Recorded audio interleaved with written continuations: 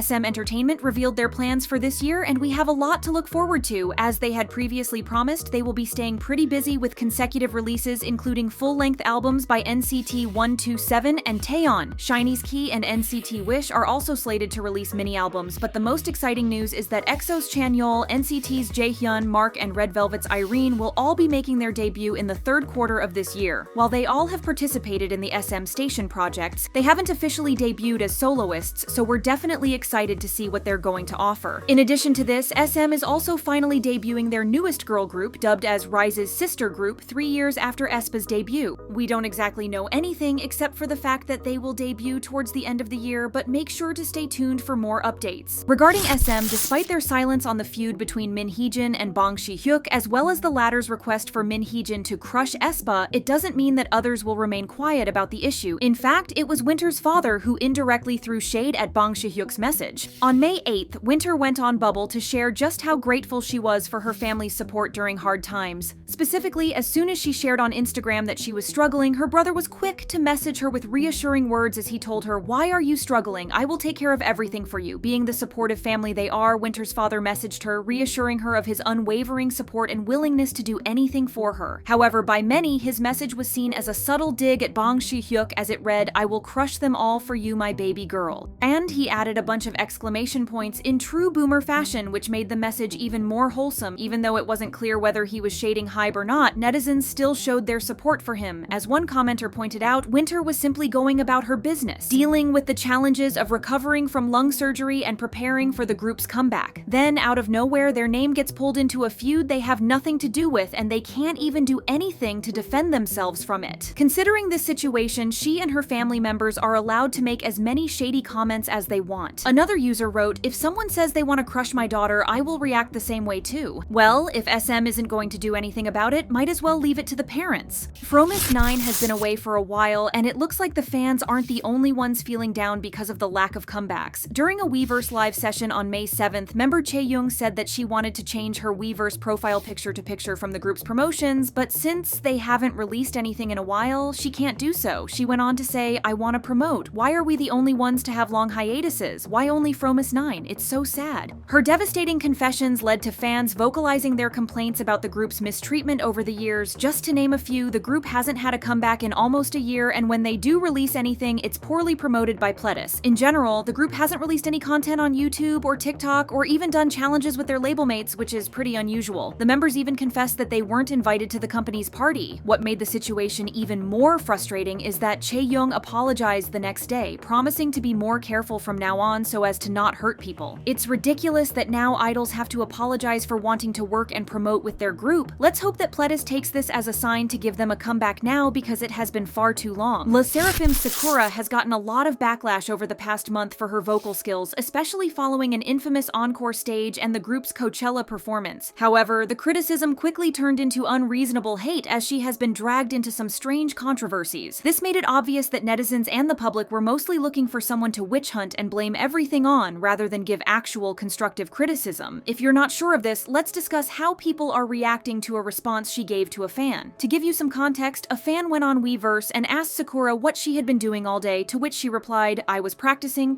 and practicing." You would think that the people who have been criticizing the members for weeks would be happy hearing this, considering how they have been telling the girls to get vocal lessons and improve. Now that Sakura is telling them that she is working towards it, you would think that they would finally leave her alone, but as expected, that's not the case. Comments under an online forum post said, "Isn't everyone practicing, and all idols practice?" Thankfully, both international and Korean netizens called people out for their insane double standards. They pointed out that it wasn't normal for her to get this much heat for simply saying that she was practicing. Another commenter said that she would probably be getting just as much backlash if she said something else like, "I'm at home," because then people would be pestering her to go to the studio. It's genuinely worrying how much hate she's getting, so we can only hope that the company is taking this seriously and that netizens will stop harassing her. NewJeans are unfortunately having a pretty hard time right now as well. Being one of the main topics of discussions in the whole Adore versus HYBE situation, they have been subjected to probably one of the most stressful times in their lives. In addition to all of this, it was also announced on May 8th that Hyein will be sitting out of NewJeans' future schedules due to her fractured foot. Fans were already aware of her injury, as Adore had released a statement on phoning almost a month ago, but to hear that she would be missing out from the promotional activities for their upcoming release was heartbreaking to hear. However, everyone agreed that the NewJeans members all deserve a long break, away from the internet and everything that's happening. A user wrote, "I think it's better all NewJeans members take a longer rest. The recent events might affect them not only physically but also mentally too." But this was also somewhat confirmed by Danielle. On May 7th, Minji had a birthday celebration with bunnies and her group members on a live stream. It was during this live stream that fans noticed that Danielle wasn't being her usual bubbly self and wasn't talking much. Fans were clearly worried because they didn't want the girls to get in front of the camera and pretend to be okay just for their sake. The day after the stream though, Danielle went on phoning and expressed how happy she was that she got to talk to fans.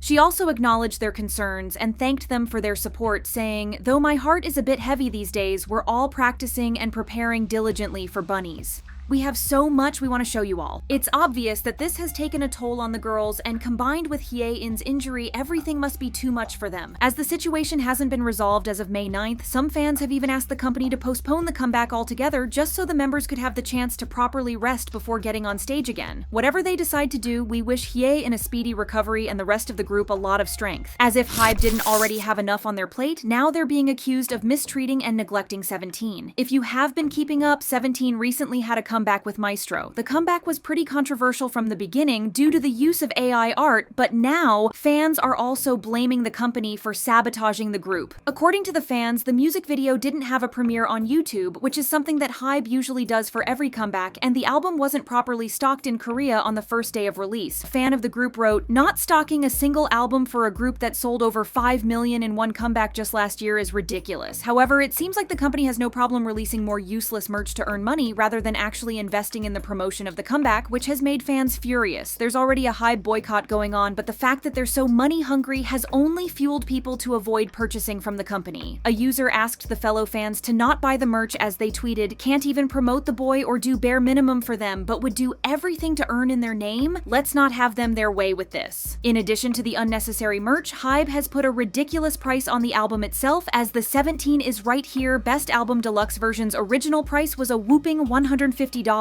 The price dropped a bit after complaints, but compared to the group's previous albums, it was still incredibly steep. Just to give you an idea of the difference in prices, the BSS Second Wind Special album was priced at $40, while the deluxe version of FML wasn't even $30. So if you were to ask longtime fans of who was to blame, they would all have the same answer, and that would be HYBE. Comments included things like, "17 was already doing well, they should not have joined HYBE, I'm boycotting this, and HYBE has gone crazy with money." We couldn't have said it better, but at this point it's clear that HYBE is losing supporters left and right, as the 17 fans have voiced their dislike towards the company in the past as well. It's only a matter of time until they'll protest HYBE even more, and we feel like with everything that's been happening, it may have a disastrous effect on the company.